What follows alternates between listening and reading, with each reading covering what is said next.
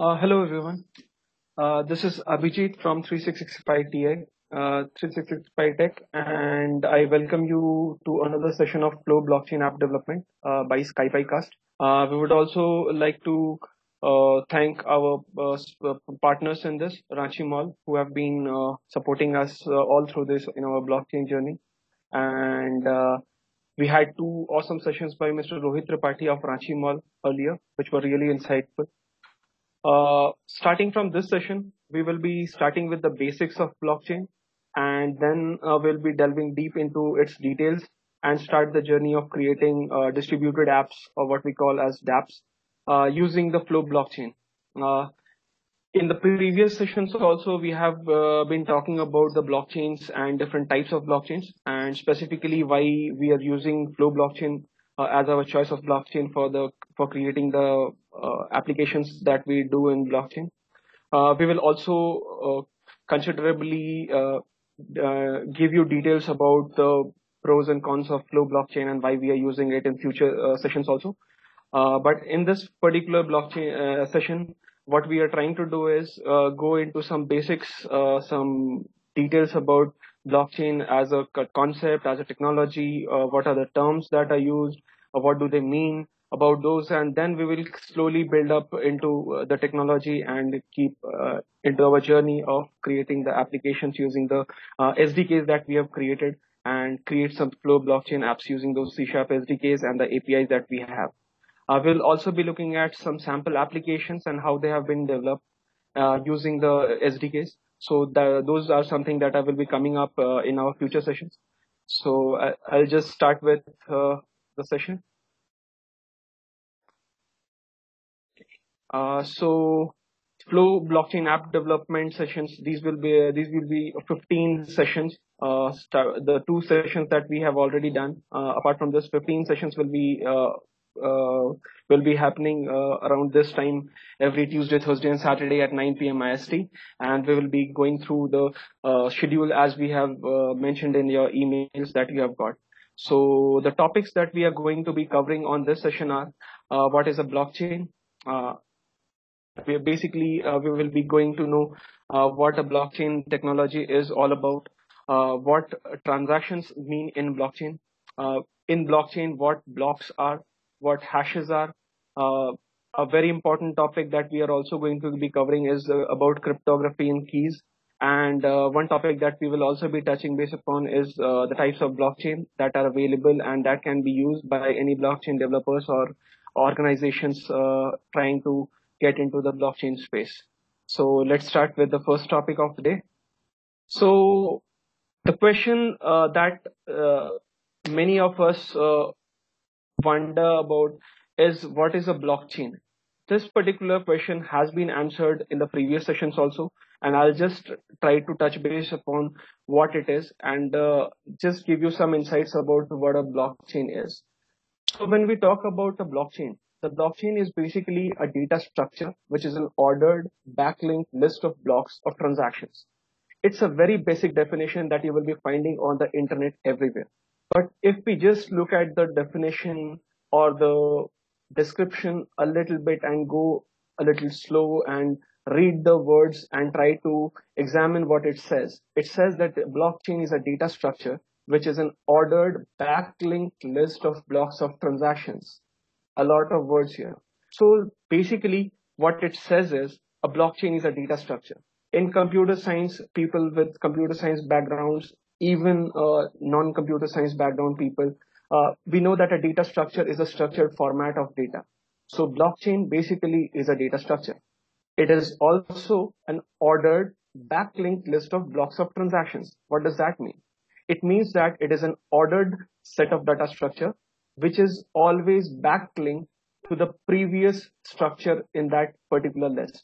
So in a blockchain, whenever you create a blockchain, it is a chain of blocks. So each and every block has a data structure. That structure creates a block. Once a block is created, it gets encrypted and it gets unhashed. The next block that comes into the chain is actually backlinked to the previous block that was created, and this chain keeps on forming. When we say that blocks are linked back, each referring to the previous block in the chain, this particular second sentence that we are seeing here, it actually is what is the basic essence of a blockchain. Whenever you create a blockchain, if I could just advance a few slides and just go through a diagram, I'll be able to explain you in a better way.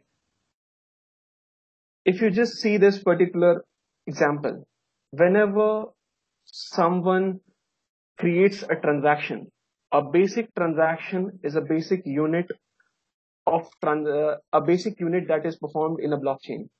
A basic transaction means any type of information that is stored in a blockchain. When we talk in terms of transactions and cryptocurrency, a transaction basically transfers a value from one address to another address. When we say it transfers value from one address to another address, in blockchain, the most important part among all other features is also its anonymity. In a blockchain, people who are transacting between themselves do not have any identity like their names or addresses available in the blockchain. They are identified by the addresses that they have.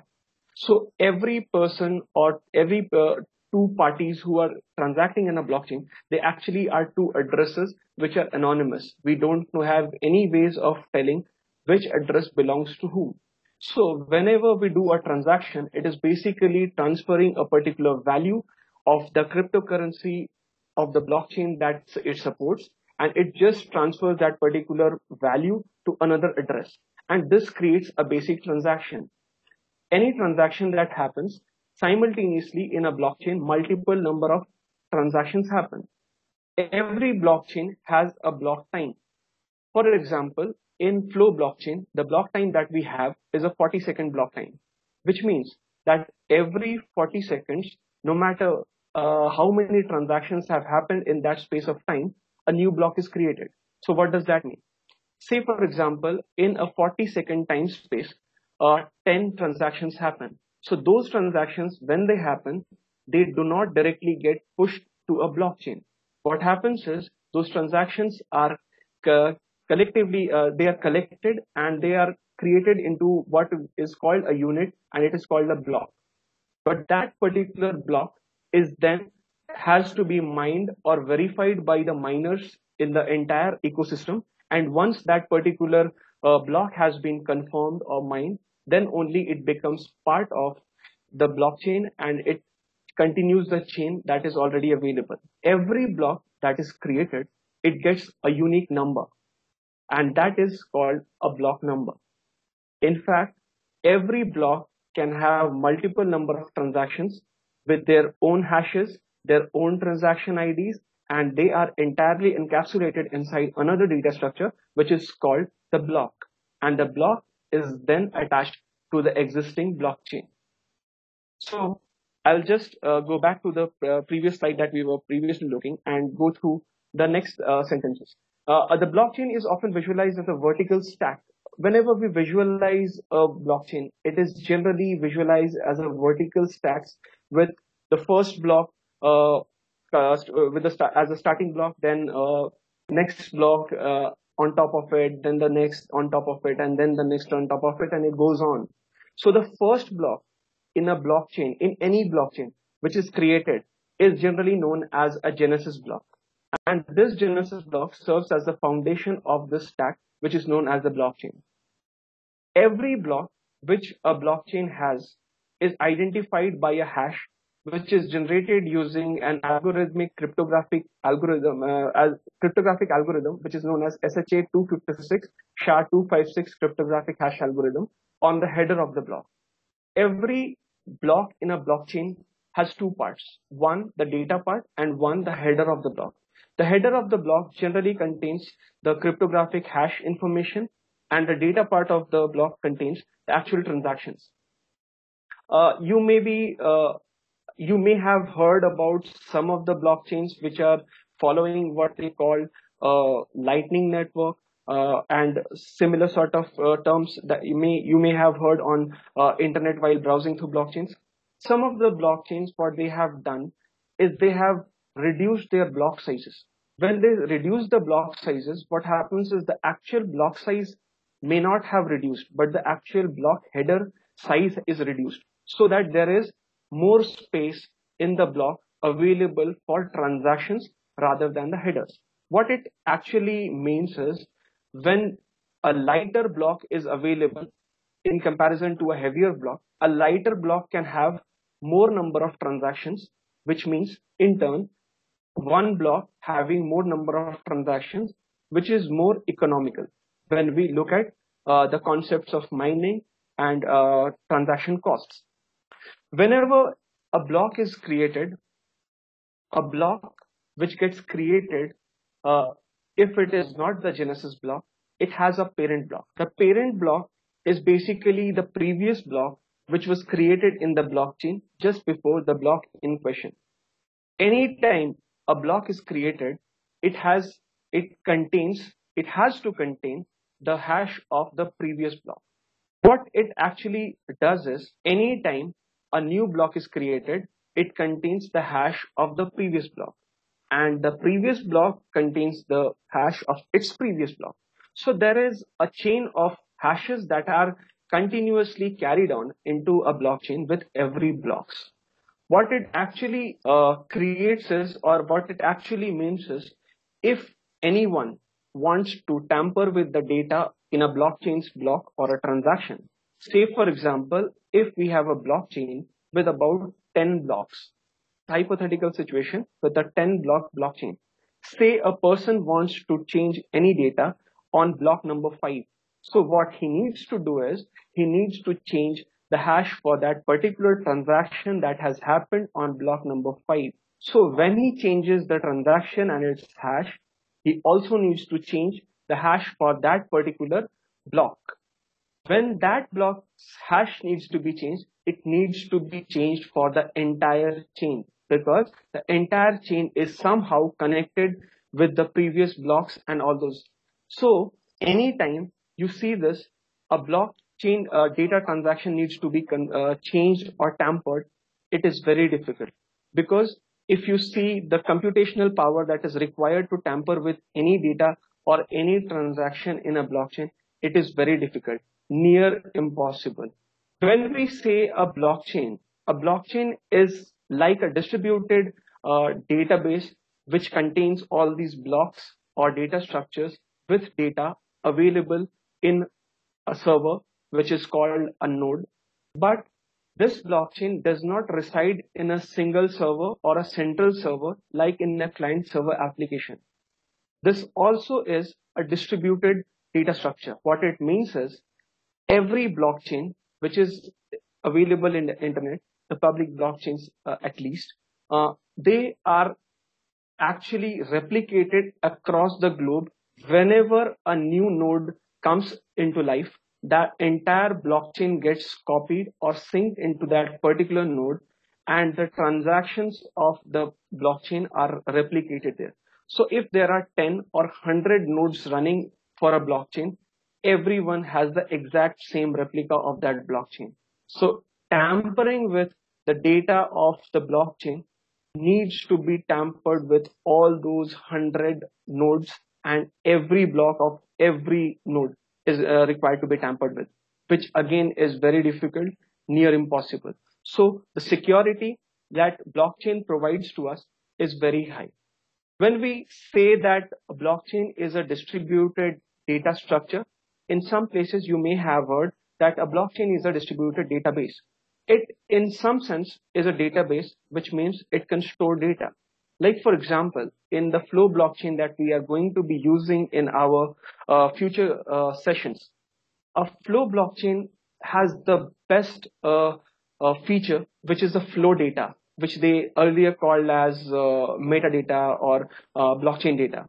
But this flow data is a very unique feature that only FLO blockchain has. What it allows is, it allows you to store 528 bytes of information with every transaction that you perform on the blockchain. This particular feature, the 528 bytes of data, may not seem much, but this particular 528 bytes of data can be used to store text information, and that text information can contain protocols, plain text, hashes of values, addresses, URLs. You can create applications based on the logics, and the verification code could be available in the FLO blockchain. This particular feature is not available in Bitcoins, Ethereum, anywhere. So when we talk about these features, it creates a sense of a database feel which is available in blockchain. But not every blockchain has this feature. But in any case, whenever we transfer some information into blockchain, it does have some data which is contained in the transactions and the blocks. So we'll just have a look at those in the next slides. In the next slide that we are going to see, we are going to have a look at what transactions in blockchains mean and how do they happen. So when we talk about transactions in blockchain, a transaction is basically a transfer of value that is broadcast to the network and collected into blocks. So when I said that I do a transaction on blockchain, what does that mean? A transaction is basically a value transfer that is broadcast to the entire blockchain network, and that gets collected into blocks. So what happens is when we do a transaction, that transaction is just a unit of blockchain. A number of such transactions within that block time get collected and get encapsulated into what we call as a block. This block is then created as per the block time, which I just mentioned before. As per the block time, number of transactions that happened in that span of time get collected and are encapsulated into a data structure which is called a block. This block may or may not form or may not be a part of the blockchain. When I say this, why do I say that a block may or may not make it to the blockchain, or may not be the part of blockchain? What happens is the transactions and the blocks that contain those transactions are need to be mined by miners or verifiers or validators, if you want to call them. They mine and validate these transactions, and if they say the transaction has happened, they go into the blockchain. But if the majority of the miners say that a particular transaction hasn't happened, that particular block is discarded and it doesn't make it as a part of the blockchain. So this is what in the previous sessions, the people who have joined, Mr. Rohit Tripathi of Ranchi Mall mentioned something about security threat, which is called a 51% attack. So this is something related to that. We'll go deep into these features into later our sessions. A transaction typically references the previous transaction outputs as new transaction inputs and dedicates all input values to new outputs. What happens when a transaction is performed in a blockchain? Say, for example, you have 10 units of the cryptocurrency for the blockchain that you are using. Say, for example, let's take the case of FLO blockchain. If I do have 10 FLO tokens into my wallet and I want to perform a transaction, I must have gotten those 10 FLO tokens somehow. The way I can earn or way I can have those FLO tokens or the cryptocurrencies is by many ways. Either someone could have sent me those, or I could have mined those.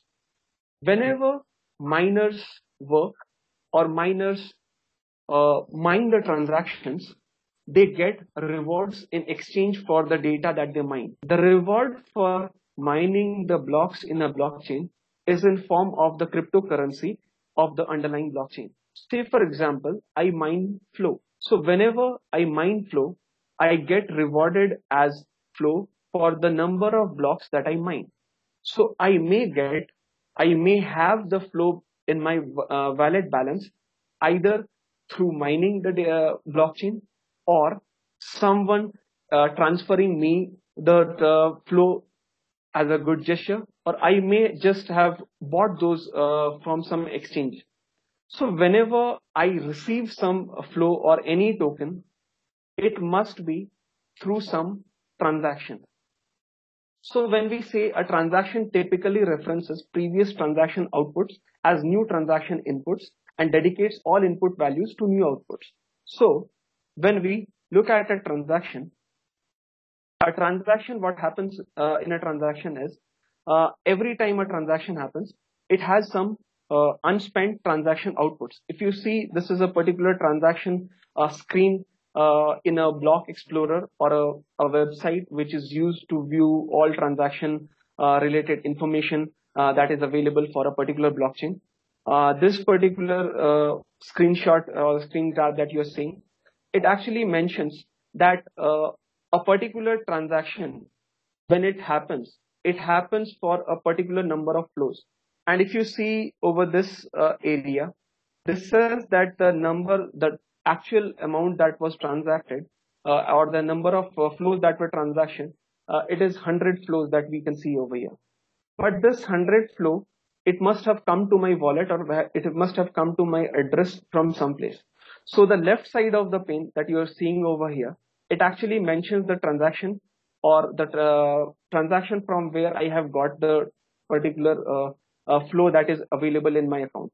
And when I transact it to someone, it actually mentions the number of flows that I've sent and the address to which I sent. So every transaction or every flow that or the token that comes into my wallet, it comes through a transaction from some address, and when I transfer it to someone, it again goes to some other address, and that sending of that particular flow actually creates another transaction. One more interesting thing that we see in transacting any type of tokens is that, say for example, I have 100 tokens available with me in a particular address, and I want to send just 10 of those. But when I do a particular transaction, the entire 100 tokens are sent from my address to the recipient's address. And what happens is the remaining 90 tokens come back to my address. Now, the address into which the change tokens come back is a random address that the wallet actually generates for every transaction that happens. What you can do is you can set a custom address which you can use for every change that comes back to your account. So for example, if you are sending 10 tokens to some of your friends, and the 90 tokens that come back, and you want them back into the same address from which you sent, it can be done. And it is called a feature it is a feature that is available in the wallets which blockchains use, and it is called coin control. And that coin control feature allows you to have custom change addresses rather than having random generated addresses for every transaction that happens. So let's go back to the transactions that we were looking at. Transactions in itself are not encrypted, but the blocks are. So the transactions that happen, they can be viewed into the through this block explorer, that the screenshot that we were seeing. I'll also be showing you some of the transactions into the block explorer directly, and see how those are available as JSON on human readable forms. And we'll be having a look at the transactions and the block structures in some time. So when we say that transactions are not encrypted, it is actually possible to browse and view every transactions that is ever collected into a block. And every transactions are buried under enough confirmations that they can be considered irreversible. When we say the transactions are confirmed, that means the miners that are working on your blockchain, they have confirmed that this particular transaction has happened. Once a transaction and a block has been confirmed, those transactions basically become part of the blockchain and are pretty much irreversible and immutable. Standard transaction outputs nominate addresses, and the redemption of any future inputs require relevant signature. So when you say that a transaction happened, whenever a transaction happens, it originates from a particular address which belongs to someone. That transaction needs the private key for the address in which that particular token is actually residing.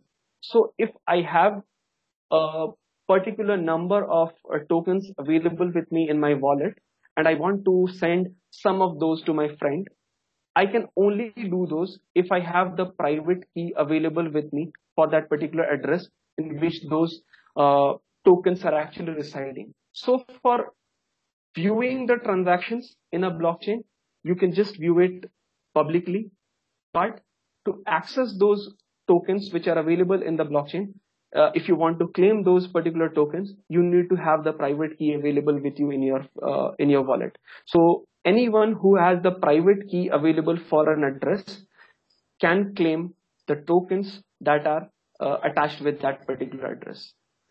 Every transaction that has happened in a blockchain is visible in the blockchain, and it can be seen either through the RPC calls in a wallet, or it can be seen through web-based tools like block explorers. A blockchain explorer or a block explorer is basically a site where transactions included within the blockchain can be viewed in human readable forms, generally in JSON format in its most raw form, but it can be, it is generally available in form of organized way when the block explorers are created by the developers. So if we look at this particular diagram, it actually mentions, or it actually highlights the entire process of the transaction lifecycle.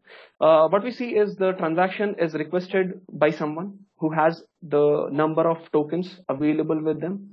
One thing, if you don't have any tokens of the underlying blockchain that you're using, you cannot perform any transactions on a blockchain. For performing any transactions on a blockchain, you actually need to have the tokens for that underlying blockchain. So whenever we start a transaction, someone must request it, and that transaction is performed by the user. That transaction is then broadcast to a peer-to-peer network. A peer-to-peer network is very similar. When a blockchain network is a peer-to-peer network, and it is very much similar to what we do in torrents. A torrent and a blockchain are very good analogies to understand. So whenever any transaction is performed, it gets broadcasted to the entire blockchain. Every node in the blockchain receives that transaction, and until that particular transaction has been confirmed and mined by the miners, it is shown as unconfirmed or pending transaction. What happens then is a validation process kicks in, wherein all the miners of the blockchain validate the transaction that you've performed. And once those transactions are validated and confirmed, it becomes a part of the blockchain of your choice.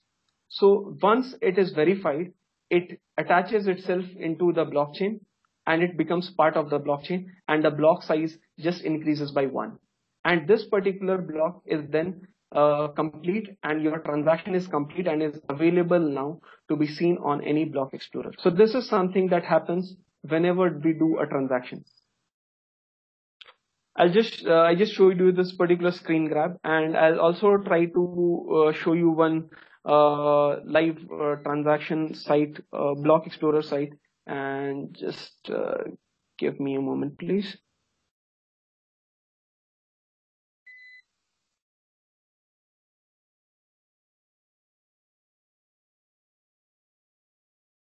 So this is a live block explorer site for a FLO block. It is called flowchain.in, and this URL, if you see, I have opened testnet.flowchain.in.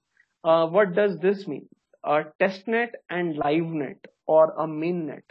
These are two networks which are generally available for any blockchain. Any blockchain has two separate networks. One which is used for testing purposes, which is called a testnet, and one which is the actual blockchain containing the actual transactions with the actual tokens, and that is called the mainnet. What we are currently seeing is some transactions which have happened in the testnet of FLO blockchain. So if you go to this particular website, you can just see the number of blocks that are available in this particular blockchain of our choice, which is FLO.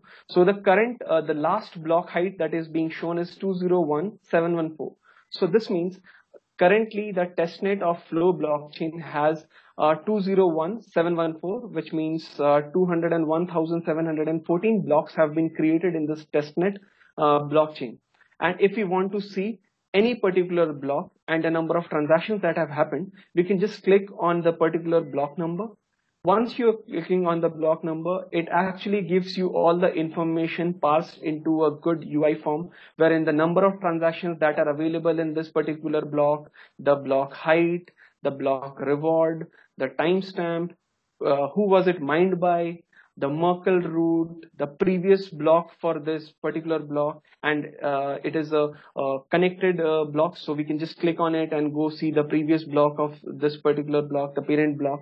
The difficulty, the bits, the size of this particular block, the version, the nonce, and everything. Some of these terms which we are seeing may be new to you. We will be going through them in the later sessions that we come through. Once we see the block information, this is pretty much what the block header has. Then if we see in the bottom part of this particular page, we see the transactions. So when we see this particular header, it says that the number of transactions that have happened is 1.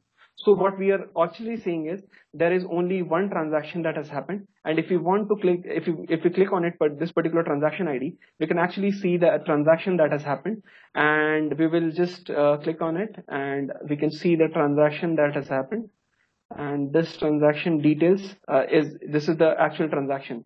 So the size of the transaction, the time it was received by the network, the time it was mined, which block it is included in. These all informations are available, and the input address, the output address, these are all also mentioned in this particular transaction detail, along with number of flow or the number of tokens that were transacted. Also, if you see in the bottom part of this particular screen, you will see a section called flow data. So because we are looking at the FLO Blockchain Explorer, the FLO Blockchain Explorer actually has transactions with 528 bytes of plain text data. So this particular transaction that we are seeing, it has this information available in the blockchain in form of text, which is called the flow data. So this is a very important feature of FLO blockchain, wherein you can just store this type of text information with every transaction that you perform. So this is something that we can have a look at, and this is available for everyone. Anyone publicly can see all the transactions, all the blocks that have happened. If you have received any transactions, you must have received a transaction ID for it. So you can just type in the block number, the transaction, or even the address, and it will just show you all the transactions associated with those. And you can just have a look at the transactions that have happened with that particular transaction ID or the block, and it will just show you all the details that have happened. So if you just see in this particular block, it has 2 transactions, and the transaction that we can see is one over here and the second one over here. So 2 transactions have happened, and these 2 transactions are all available and visible to everyone who can access these block explorers. What you can also see over here is these blue buttons saying 5 confirmations. It means 5 miners in the network have confirmed this.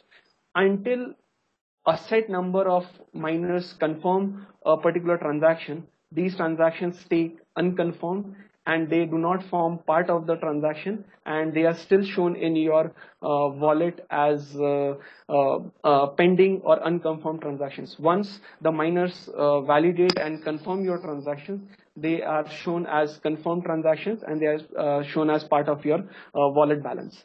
So we'll just continue with the presentation that we were having. And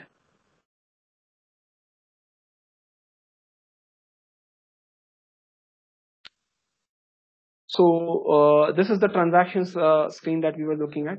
The next topic that we will be covering is the blocks. So when we said that a blockchain is a collection of blocks, so the next logical thing that we need to understand is what a block is. So basically, when we talk about a block is basically a container data structure. And what it contains transactions. So a block is a storage of data or transaction on the blockchain network. So n number of transactions that happen within a block time in a blockchain, they all get collected and get encapsulated into a data structure, which is called a block. So a block basically is like a container with some header information and the data or the payload, which is all the transactions that have happened in that particular block. So if we look at it, it is like a page of a ledger or a record book. Whenever in terms of accounting, we look at our transaction, a transaction happens and get collected into what we call a ledger or a record book. So in terms of blockchain, every transaction that happens gets stored into a ledger or a record book, which here it is called as a block. And each time a block is completed, or it completes its block time and gets collected with the data or the transactions, it gives way to the next block in the blockchain, and it attaches itself after verification and validation and mining. It attaches itself to the blockchain and becomes part of that. So a block is a permanent store of record which, once written, cannot be altered or removed. I say this cannot because of the fact that we discussed earlier also, that any tampering with any block or any transaction is very difficult, which is near impossible, because of the computational power that is required. So we can safely say a transaction or a block which has been created and written cannot be altered or removed. Any block that is created in a blockchain may contain a single transaction, or it may contain hundreds of transactions. So the number of transactions basically can be hundreds, and it generally depends upon the block time and the block size, which the blockchain has defined. So this varies from blockchain to blockchain, and it may contain hundreds of transactions as a standard practice. The average size of a blockchain can be in few megabytes. Like for example, in blockchain, in Bitcoin, it is about, I guess, 1 MB of block size. In blockchain cash, it is about 8 MB. Larger block sizes allow you more transactions. So when you have blockchains with larger block sizes, they basically allow you to perform more number of transactions into a single block. What it actually means is, when you have more transactions getting clubbed into one block, you have more number of transactions which need to be validated in a single mining operation.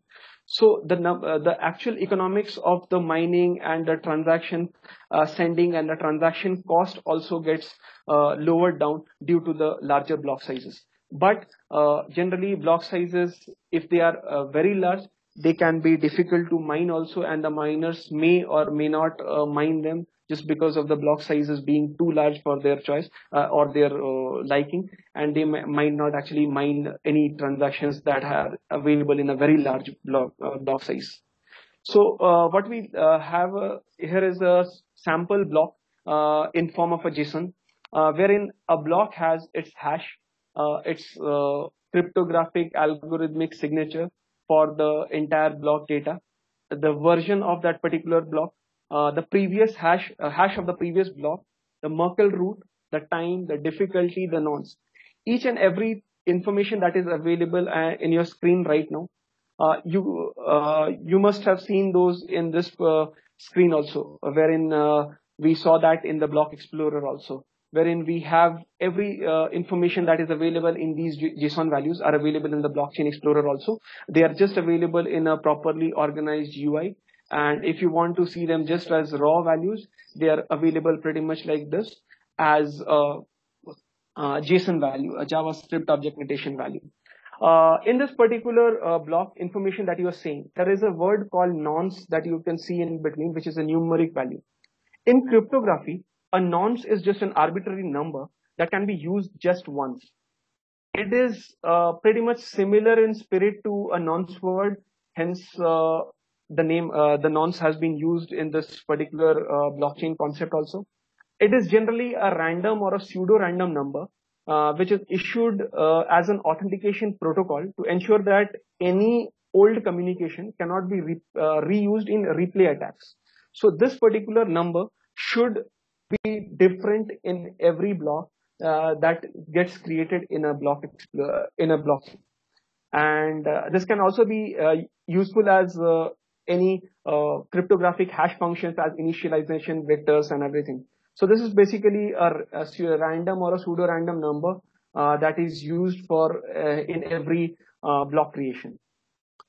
We'll be just moving into the next part of our presentation, which is related to cryptography and keys.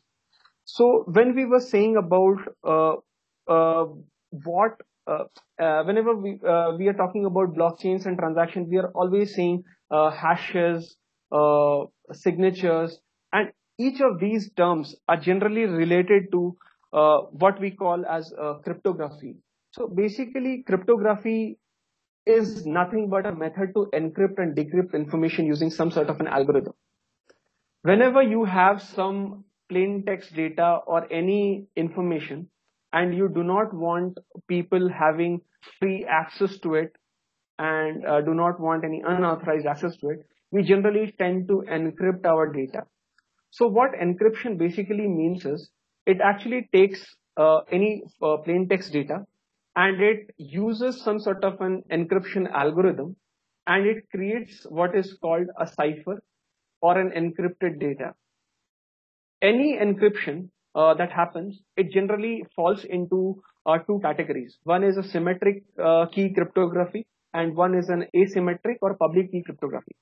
What these two basically mean is the difference between these two actually is in the keys that are used for encryption and decryption. So what happens in a symmetric cryptography is you use one key for encryption and that same exact key for decryption. This is a very easy and very useful way of encrypting your data, but it is not very secure way, because once you encrypt a data using a key and you send the encrypted data to the receiver, you also need to send that key to the receiver through some other channel which needs to be secure, so that the receiver can then use that same key to decrypt the data and get back the data.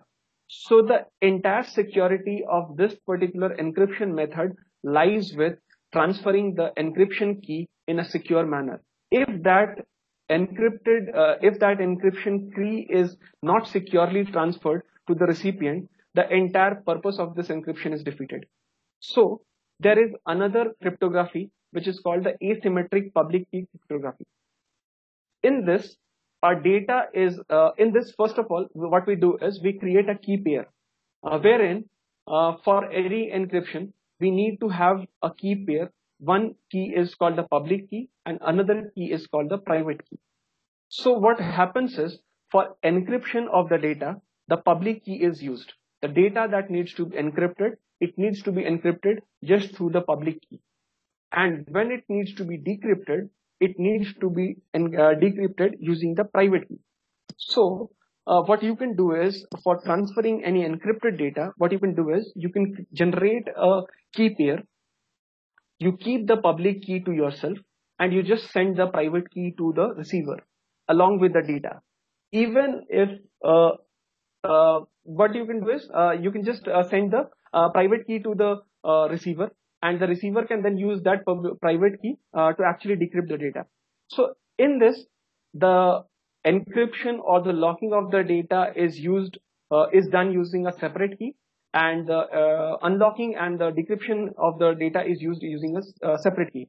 So the data and the encryption does not require the same key, which can actually reside in two people's computers at the same time, and the user can just encrypt the data using the public key, and the recipient can just use the private key that he already has and decrypt the data that is being sent to him.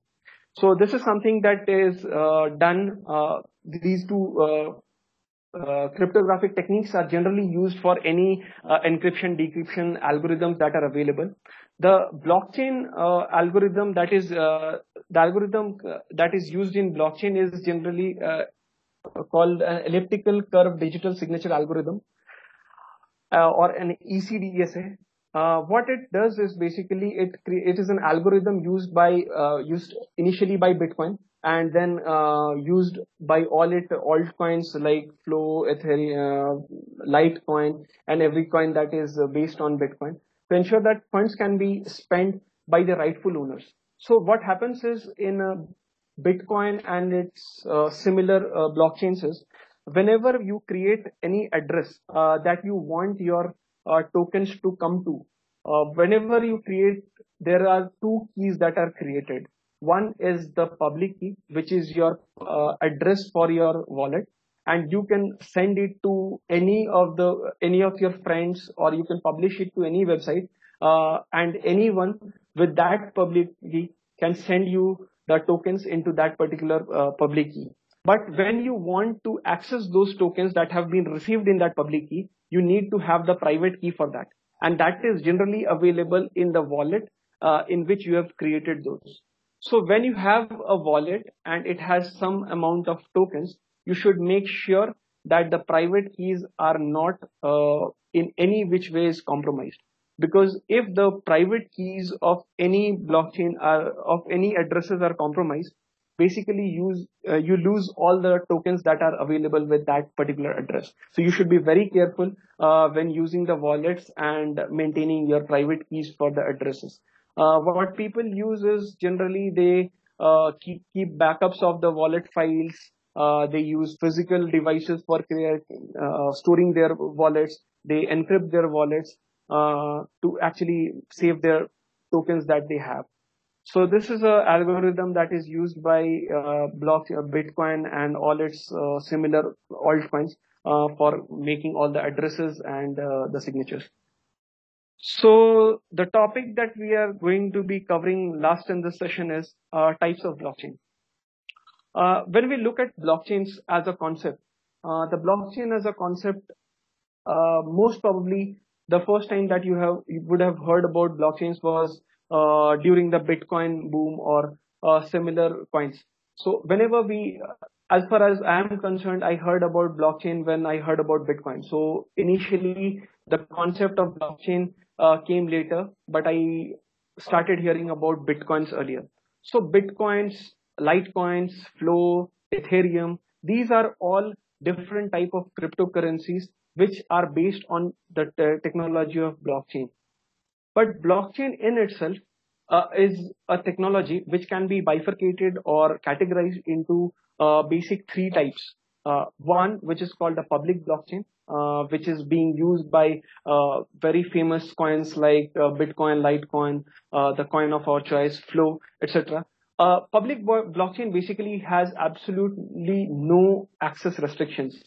It means that anyone can create their own blockchain nodes.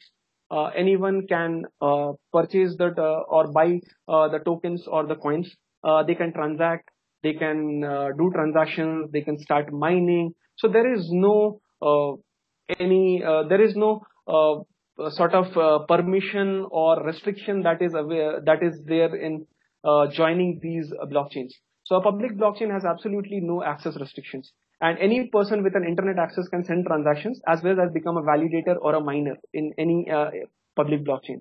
Some of the most known public blockchains which you can see are Bitcoin, Ethereum, Litecoin, FLO. These are some of the known blockchains that we have as public blockchains. In the other hand, when we look at a different type of blockchain, it is called a private blockchain.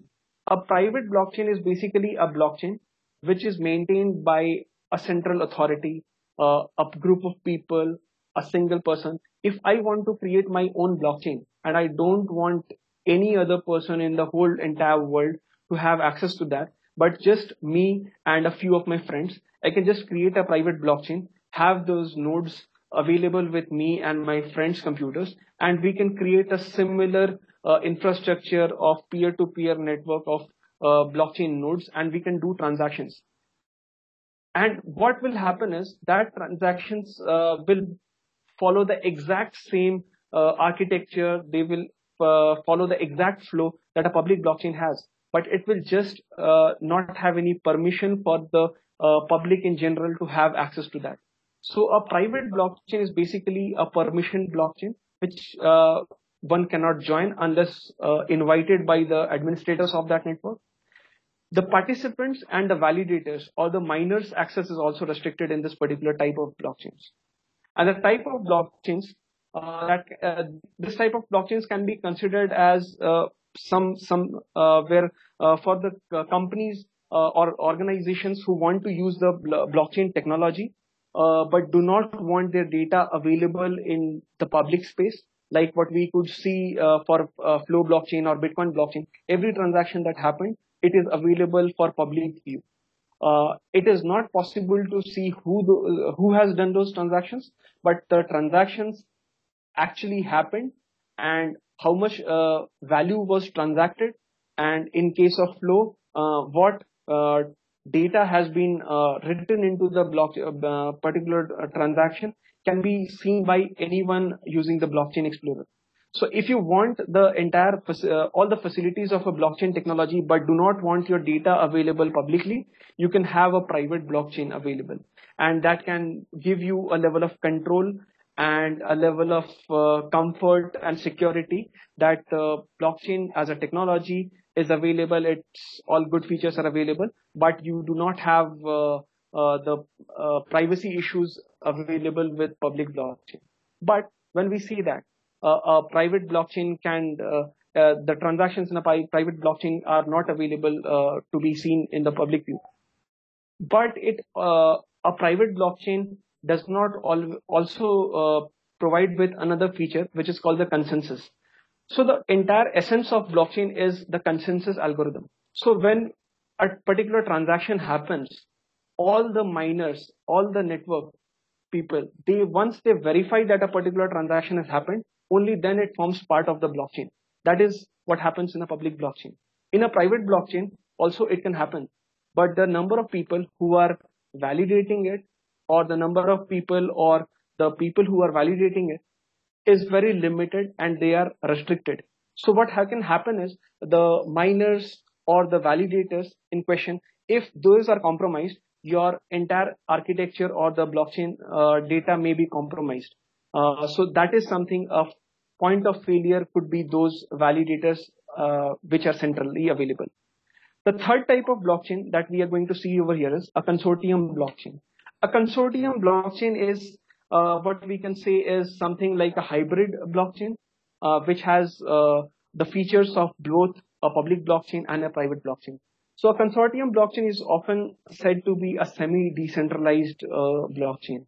It is a permission blockchain, but instead of a single organization or a person controlling it, a number of companies or number of organizations or a set of predefined number of validators are available, which may or may not be connected with each other in terms of their interests and their goals.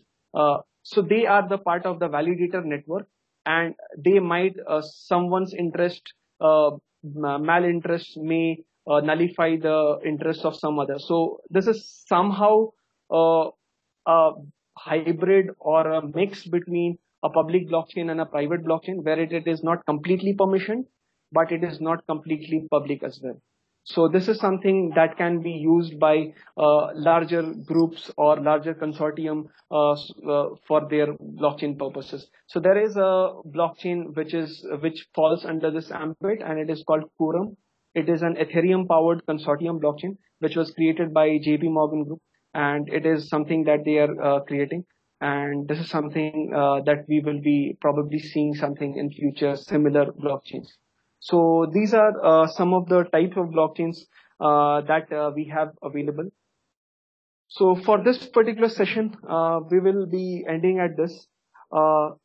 In our next sessions that we are going to be conducting in the next session, which will be done on the next Tuesday, what we are planning on discussing is we will be discussing what a cryptocurrency is.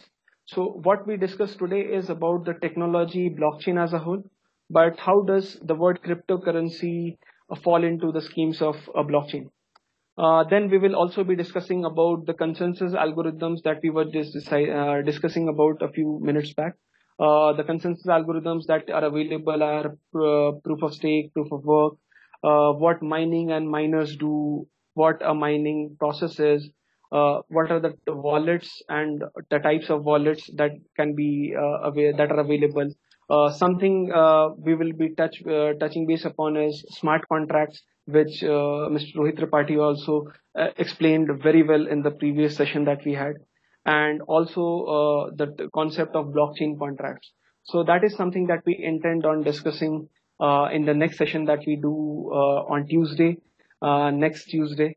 That is on the 21st of August, 9 p.m. IST. We will be meeting for our next session. So that's it for this session, guys, and hope to see you on the next session. And thanks from SkyPiCast. Hope you had a great session.